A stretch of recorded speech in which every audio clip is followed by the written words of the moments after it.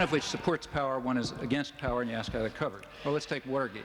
In the case of Watergate, and we have two. Watergate is perfect because history set up a controlled experiment for us. Two things came out exactly at the same time. One was the fact that American power was attacked, business power was attacked. That's the Democratic Party. That represents half, approximately, of establishment power. They were attacked in a very minor way, extremely minor. A gang of Keystone crooks, entered the Democratic Party headquarters for no known reason and did nothing. That was Watergate. At the very same time, there were revelations that included the following. One, a legal political party had been attacked by the National Political Police for well over a decade, its files robbed, it's leaked to potential employers to prevent them from being employed in order to destroy this legal political party. Well, what's the difference between that? Notice that that one example is far more significant than all of Watergate, but there were no proceedings about it. It was never discussed. And let me add that that was a footnote. That was in addition to a whole mass of other revelations, also not discussed. Well, what that tells you is, think it through. What it tells you is powerful people can defend themselves. That illustrates our thesis. Powerful people will defend themselves. Yeah, but we're not going to repeat exchanges. Is that okay? Let me just continue. Can you move on a little? If you will allow me one question. Yes. Watergate happened immediately after a landslide victory for Nixon. So supposedly Nixon was quite significantly more powerful than the Democrats. No, see, that is a misunderstanding. You don't understand American politics. American politics involves two factions of the business party. There are two factions of the business party. It's been going on for a long time. They're each very powerful. Each of them represents extensive established power, and they do not like to be attacked. They will defend themselves if they're attacked. The Socialist Workers' Party is just as much a legal political party as the Democratic Party, but it has no power. So therefore, when it is far more ferociously attacked, that's not an issue. And recall that that was only one thing that came out. The other thing that came out was that the National Political Police had been carrying out illegal operations to undermine the black movements, the peace movement, the women's movement, the American Indian movement, and so on, and in fact doing it by fomenting violence in the ghettos, by fomenting race wars, in fact, which they took credit for. It involved the assassination of a political organizer with FBI complicity. All of this came out at the same time. It was never discussed. What was discussed was that the Democratic Party, which represents political power, was under attack, period. Dramatic illustration of our thesis. If anybody can find a counterexample, I'll be glad to look at it. The other question was what I do about cases where the ruling class acts foolishly. Answer, I do nothing about it because it's irrelevant to the issue. I'm not claiming that people always make the right decisions. It's not worth the discussion.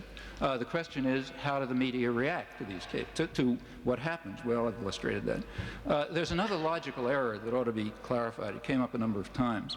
The question of attempt to manipulate and success in manipulation are two different things, radically different. Several people mentioned, they said, well, we don't think the population is always manipulated. I fully agree. In fact, I've discussed this at great length, but it's totally irrelevant. Suppose I was studying, we can tend to be able to think more easily about our enemies, so let's pick one just to clarify the error. Suppose I'm studying Pravda, okay? What I would conclude is, I'm sure, I haven't studied it, but I'm sure I would conclude that it's an instrument of the Ministry of Truth, which tries to control thought in the interest of established power. That's what I would conclude. I suppose somebody came out and said, look at all the people who don't agree with what they read there, which is probably the majority of the population. I suspect that an average sensible Russian, when they pick up Pravda, figure out the opposite's true. Does that show that Pravda is not acting in the way I described? Of course not. It's just a logical error. Attempt to manipulate and success in manipulation are two radically different things. And in fact, see, if you really look, again, I've discussed this in some detail, but what you typically find is that among the educated classes, you get a large measure of success in manipulation. Among the unwashed masses, you very often don't. And you see evidence of that. For example, why does the state resort to, why is manufacture of consent carried out? Why just tell the truth? Well, you don't trust the people. That's why. It's easier to tell the truth. Why does the state resort to clandestine operations? They're very inefficient. Direct aggression is much easier. Clandestine operations are a pretty good measure of domestic dissidence. That's why in the 1980s there was such a massive resort to clandestine operations. The effort to manipulate the general public wasn't working, though the manipulation of the elites worked fantastically, as demonstrated by the coverage of the main issue, Central America. Same was true of Vietnam. And so this has to do with Eric's point about the values, common values. Sure, there are common values. For example, people are opposed to aggression, massacre, and slaughter. That's why the fact that we're engaged in aggression, massacre, and slaughter has to be suppressed. Notice the way we've suppressed it tonight. One issue came up, Cambodia. There were actually 2 slaughters in Cambodia.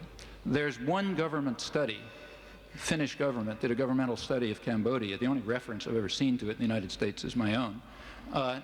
It's the one official governmental study of what happened. It's titled The Decade of the Genocide.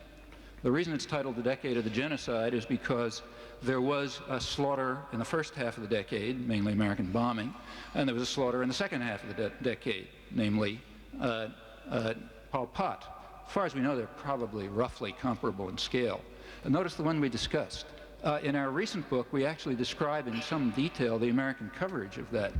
The first one, not only was it not, there were about 1 million refugees flooding into Phnom Penh when the countryside was being subjected to the heaviest bombing in history. Press was there. Sidney Schanberg, the conscience of the media, was the New York Times correspondent there. We go through all the coverage during the period, and you could have learned a lot about what's happening just by asking. You don't have to go out into the bush. You could cross the street and talk to the refugees. There's a few scattered phrases in dozens and dozens of articles. Nobody wanted to know what was going on. So we know very little, in fact, about what was happening in the first half of the decade of the genocide. What we talk about is the second half. Notice there's another point. Let me repeat it again. When we discussed Cambodia, we discussed it in a context because we're trying to carry out appropriate methodology.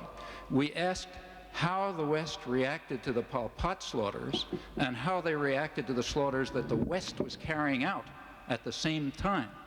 Recall that East Timor, where the evidence was comparable, the slaughters were comparable in scale, actually greater relative to the population at the time we wrote, and probably later. That was carried out because the United States was supporting it, Holland too. It could have been stopped. The United States actually escalated the flow of arms in 1978. The Carter administration sharply increased the flow of arms in 1978 because the Indonesian government was actually running out of arms. There were 90% American arms. So it was easy to stop, stop sending them arms, stop giving them diplomatic support. Coverage went to 0, and I noticed with some interest that nobody seems to be interested in this. Although Holland was sending tanks, corvettes, and so on, and of course giving diplomatic support throughout this whole period. That's interesting. There were 2 slaughters, roughly comparable, one which we were engaged in and could have stopped, the other one which the enemy was engaged in, and nobody ever had a proposal as to how to stop it. And you'll notice which one we talked about. That tells you something about shared values. If you tell the common people you're involved in a slaughter of the style of Pol Pot, there'll be a reaction. That's why it's not talked about. The same is true in Central America in the 1980s. There are approximately 200,000 people who have been slaughtered in Central America. Slaughtered, I mean. And I mean mutilated, tortured, piles of bones and so on. Well, we did it. We kept doing it. The press continued to say we should continue to do it because we should support those states, El Salvador and Guatemala. May I interrupt you at this point? Because, well, the choreography, it seems like the choreography of this session changes under my hands, sort of.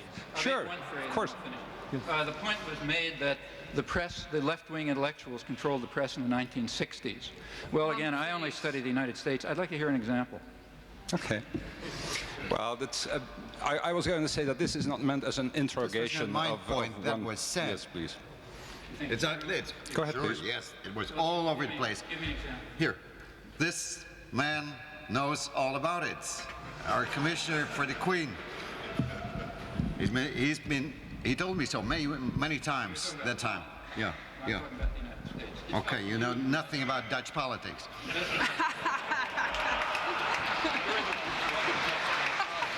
I will only tell you that, to my knowledge, there is one study of the European press is rarely studied. People have impressions.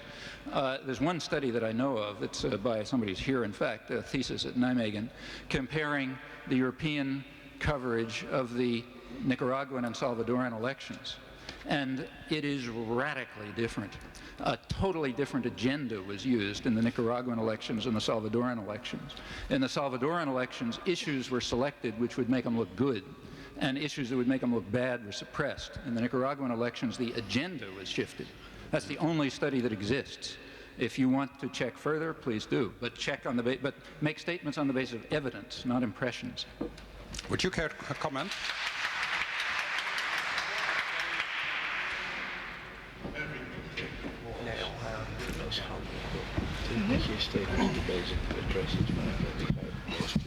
Mr. Chairman, perhaps I may add a few comments to the remarks that Mr. Chomsky just now made. His theory is a theory that he claims to establish by means of examples. And therefore, the only recourse I can have is to mention examples that don't fit his theory. And that is what I try to do. Now, of course, it's difficult to prove a theory merely by examples, as I said during my introduction.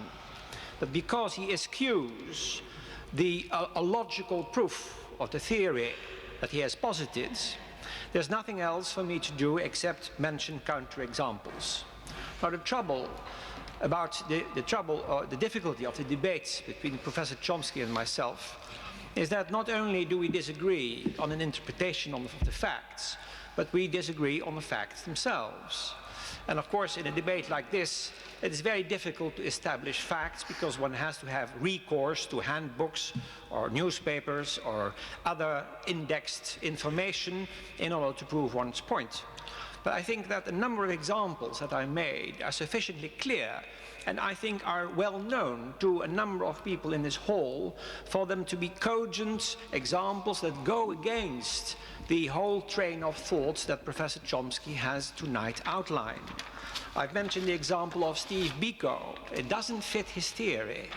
I've mentioned the example of Tet. He disagrees with me, but I still maintain that the way that Tet was reported in the American press did not serve the ends of the American government or of the American elite, whoever they may be.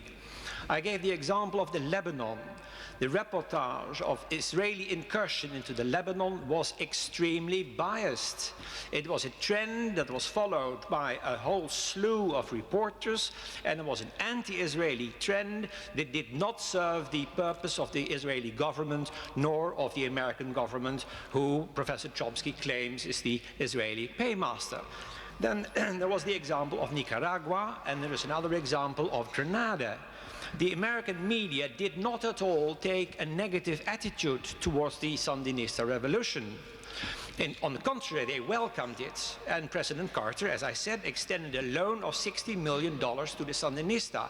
Why would he do a thing like that if the American government and the American media behave according to the theory of Professor Chomsky? In the case of Grenada, there was a news blackout. It was instituted by the American government for 48 hours.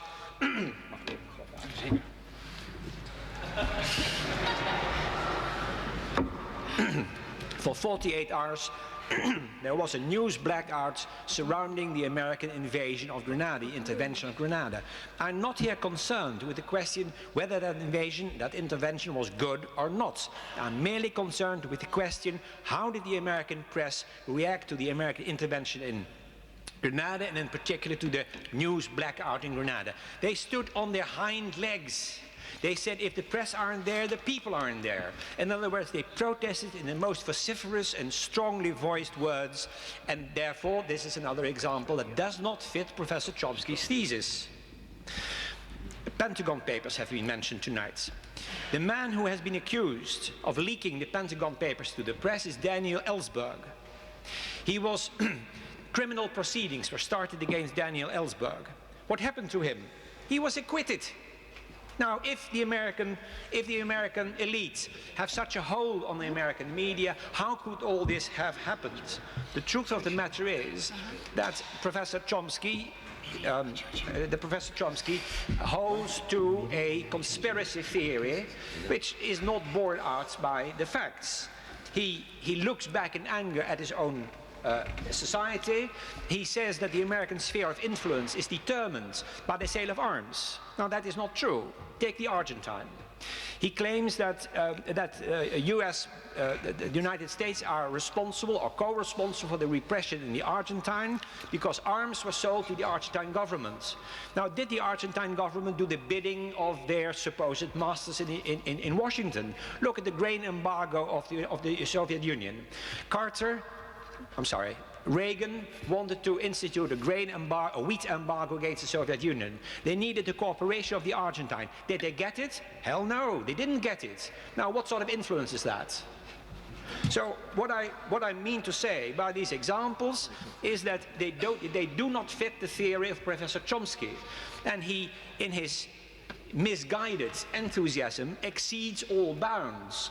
He told Le Monde in an article that was published in 1979 that the whole Gulag, all the news about the Gulag came out in the Western press to coincide with the American retreat from Vietnam. Now, how am I to understand this? That Solzhenitsyn wrote the books exactly on command by the American elite to coincide with the American retreat from Vietnam. His implication is that the whole story of the Gulag in Russia was engineered to break at that precise moment in 1975 to deflect attention from the American withdrawal from Vietnam. And he says, if the atrocities exist, so much the better. I'm quoting his words. So much the better. If they don't exist, well then they are invented. So atrocities are invented to deflect attention from the doings of the American government. It's a conspiracy theory, pure and simple. It is not borne out by the facts. Mr. Chairman, I have to go to Amsterdam. If you'll excuse me, I'm leaving. At any rate, I'll have to request a privilege. You'll notice the asymmetry continues. Just a second, please. I discuss the issue. Mr. Bolkestein makes up stories about me. May I run through the stories? They're false in every case. No, you may not I at will this simply time. state that they are false in every case. If anybody wants to know them, I'll be glad to. But I'm sorry, but I have an idea that we're going through a repetition of moves, and I think that we have that at this point we thank Mr. Bolkestein for his contribution tonight and wish him a good trip back. Thank you.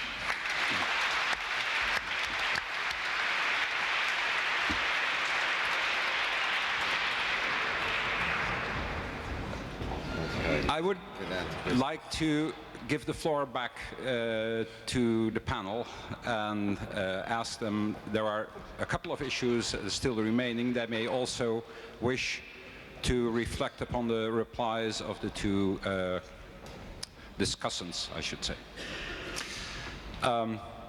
Members of the forum who would wish to react to each other, or yes? Well, it may be an insolent remark, but I'm intrigued by the character of the debate, which has the emphasis on details and the repetitiveness of a family quarrel. And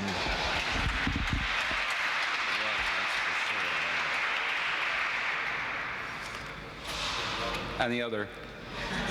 I'm going to ask the members of the panel for a final statement in a moment.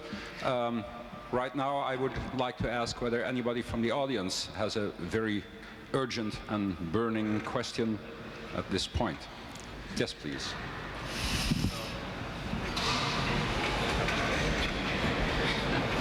Even even lezen en dik. Het is niet altijd waar, maar dan mislukt het.